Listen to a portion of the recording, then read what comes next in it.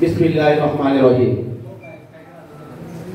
বাংলাদেশ জাতীয়তাবাদী দল বিএনপির ভারপ্রাপ্ত চেয়ারম্যান জনাব তারেক রহমানের কর্তৃক উপস্থাপিত রাষ্ট্র কাঠামো মেরামতের ৩১ দফা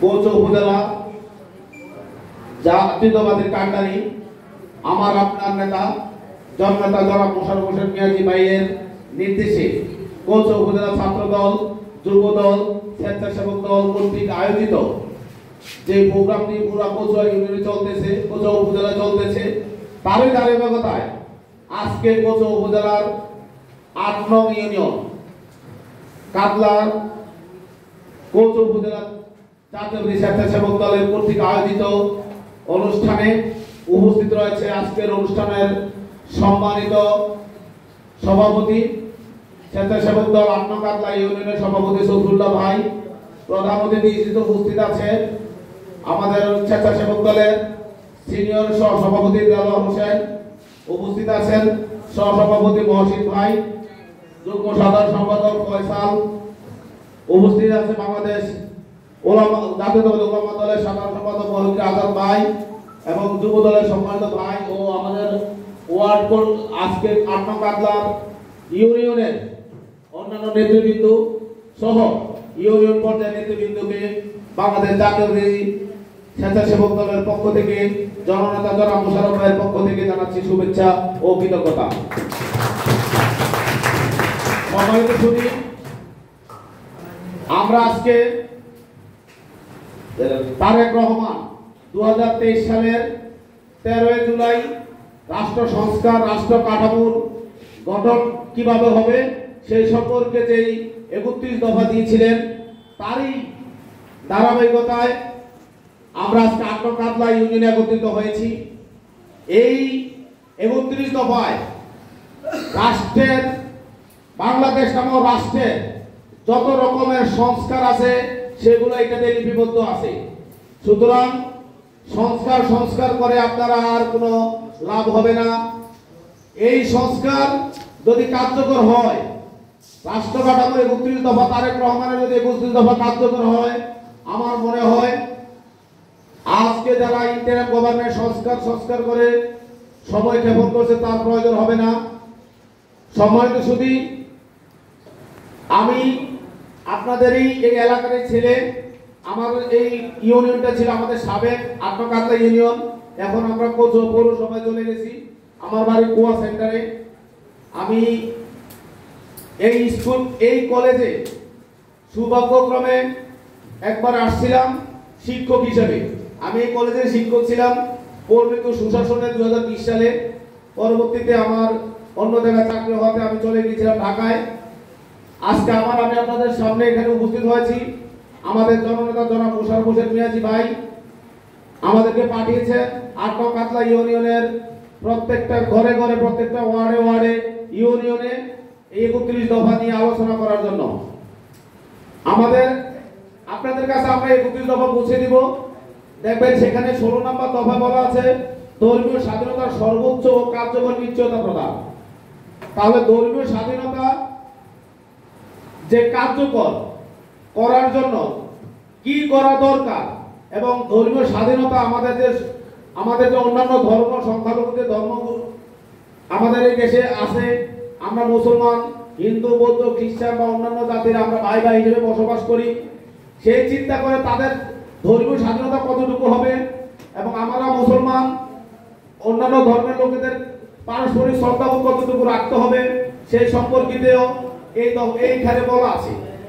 শুধু ধর্ম না, কৃষি, রাষ্ট্র, বিচার, সকল ক্ষেত্রে, শিক্ষা, সকল ক্ষেত্রে কি কি সংস্কার প্রয়োজন এই ৩১ দফাতে সুস্পষ্টভাবে উল্লেখ করা আছে।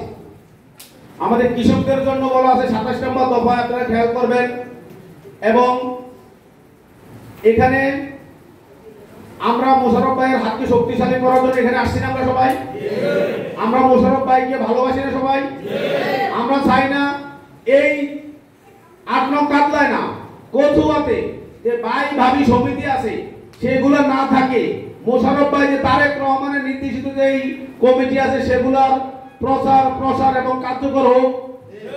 সুতরাং আমরা যদি চাই এবং আমরা যদি মনে প্রাণে বিশ্বাস করি যে 2018 সালে যেরকম ভাবে জনাব মোশাররফ হোসেন মেয়াদী ভাই ধানের শীষ মার্কা নিয়ে কচুয়াতে এসেছেন এবং আগামীতে নির্বাচন হলে মোশাররফ ভাই আবারও ধানের শীষের মার্কা নিয়ে আমাদের সামনে আসবে। আপনাদের বিশ্বাস হয়? আমাদের যদি সে বিশ্বাস থাকে তাহলে আমরা একটু ধৈর্য ধরতে হবে। আমরা যারা আমাদেরকে দুষ্কৃতিকারীরা যারা আছে, যারা দলের নাম বিক্রি করে আমাদের মধ্যে বিভিন্নভাবে কলহ সৃষ্টি করে, আমরা তাদের থেকে দূরে থাকবো। কারণ আমরা তো সামনে এমপি পাইতেছি, মোশাররফ ভাই তো হইতেছে না, তখন এই এলাকা এই ওয়ার্ড রাজত্ব করবে কারা? আমরা যারা মোশাররফ ভাইয়ের কর্মী তারাই। সুতরাং এখন আমরা মনে করি আমরা সর্বোচ্চ ধৈর্যের পরীক্ষা দিতে হবে। আমরা কোন রকম ভাবে ওদের সাথে ফেসাদে যাওয়া যাবে না। কারণ মনে করেন সফুল্লাহ ভাই এখানকার সাধারণ সভাপতি, বৈধ কমিটি, জেলা থেকে অনুমতি উপজেলা থেকে কমিটি দেওয়া হয়েছে ইউনিয়নের, কিন্তু উনি যদি ওই সমিতির কোন লোকের সাথে দ্বন্দ্বতে যায়, খেয়াল করেন, তখন চাঁদপুর জেলা কমিটি কাকে বহিষ্কার করবে? সমিতির লোককে না কমিটির লোককে? তাহলে এটা যদি আপনাদের মাথায় থাকে যে কমিটির লোককে বহিষ্কার করবে, তাহলে আমরা কি এখন দ্বন্দ্বতে যাইতে পারবো? ওরা চাবে কোনো একটা কিছু করবে, ওইটা আমাদের একটা ছাত্রদল কমিটি বন্ধ করে দেয়, যুবদলের কমিটি একটা স্থগিত করে দেয়, স্বেচ্ছাসেবক দলের কাউকে বহিষ্কার করে দেয়। তারাই নাটক করবে না? তাদেরকে করতে দেন। আর বেশি সময় নাই। এই সমিতির যারা লোক আছে তারা এই দেশ থেকে যদি রাজনীতি করতে চায় তাহলে কমিটির আন্ডারে জননেতা জনাব মোশাররফ ভাইয়ের নির্দেশিত যে ফর্মুলা রয়েছে, দুর্নীতি মুক্ত, ইফটিজিং মুক্ত, মাদক মুক্ত সমাজ গঠন করার যে প্রতিশ্রুতি মোশাররফ ভাই রয়েছে, সেই প্রতিশ্রুতি অনুযায়ী তিনি আমাদেরকে যে দিক নির্দেশনা দিয়েছে সেই দিক নির্দেশনা অনুযায়ী আমরা কাজ করব। কল্পনা সবাই? তারপর আমরা বলি আপনাদের এখানে আপনার কাজলাতে কোন রকম ভাবে যদি কোন লোক আপনাদেরকে ডিস্টার্ব করে, আমরা ভদ্র থেকে এরকম ভদ্র না যে আমাদের উপর কেউ আইসে লাগলে আমরা ছেড়ে দেব আমাদেরকে আপনারা জানাবেন, আমরা আমাদের উপরের দিকে জানাবো।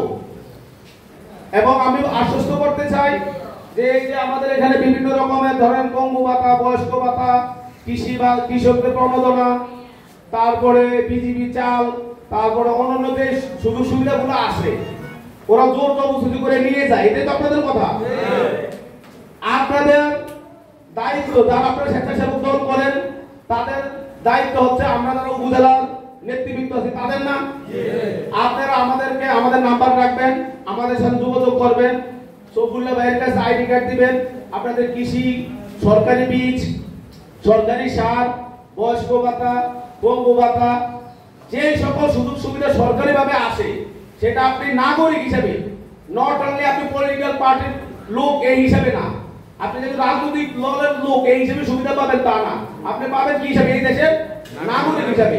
নাগরিক হিসাবে এটা আপনাদেরকে নেওয়ার যে অধিকার সেটা থেকে ওরা বঞ্চিত করতেছে। সুতরাং আমরা ওই বঞ্চিত করুক যাই করুক আমাদের একটা অবস্থান আছে, আমরা সেই অবস্থান থেকে আপনাদের যে যতটুকু সুবিধা দেওয়ার দরকার, সফুল্লাহ ভাই, মহিউদ্দিন ভাই, হাসান ভাই বা যারা এখানে আপনাদের এলাকার নেতৃত্ব দেয় তাদের সাথে যোগাযোগ করবেন। আমরা কথা দিলাম আপনাদের পাশে আমরা আছি, আমরা থাকবো। জননেতা জনাব মোশাররফ ভাইকে আমরা কচুয়া উপজেলার এমপি হিসেবে, জননেতা জনাব আমাদের দেশ নায়ক জনাব তারেক রহমানের হাতকে শক্তিশালী করার জন্য চাঁদপুরের কচুয়া উপজেলার এই আসনটিকে ধানের শীষে মোশাররফ হোসেন ভাইকে আমরা জয়যুক্ত করবো নাকি করবো না? করবো কি করবো না? আমরা সবাই বলি কচুয়া কার? কচুয়া কার? আমরা কার কর্মী? আমরা কার কর্মী? আমরা মোশাররফ ভাইয়ের কর্মী। মোশাররফ ভাই হচ্ছে আমাদের ধানের শীষের কর্মী নেতা। উনি ধানের শীষ আনবে তারেক রহমানের থেকে, আমাদের দেশ নায়ক জনাব তারেক রহমান ওনাকে ধানের শীষ দিবে। আমরা সেই ধানের শীষকে বিজয়ী করে জনাব তারেক রহমানকে উপহার দিব সেই প্রতিশ্রুতি রেখে আজকে আপনাদের সামনে সংক্ষিপ্ত বক্তব্য শেষ করছি। ধন্যবাদ। আসসালামু আলাইকুম ওয়া রাহমাতুল্লাহি ওয়া বারাকাতুহু।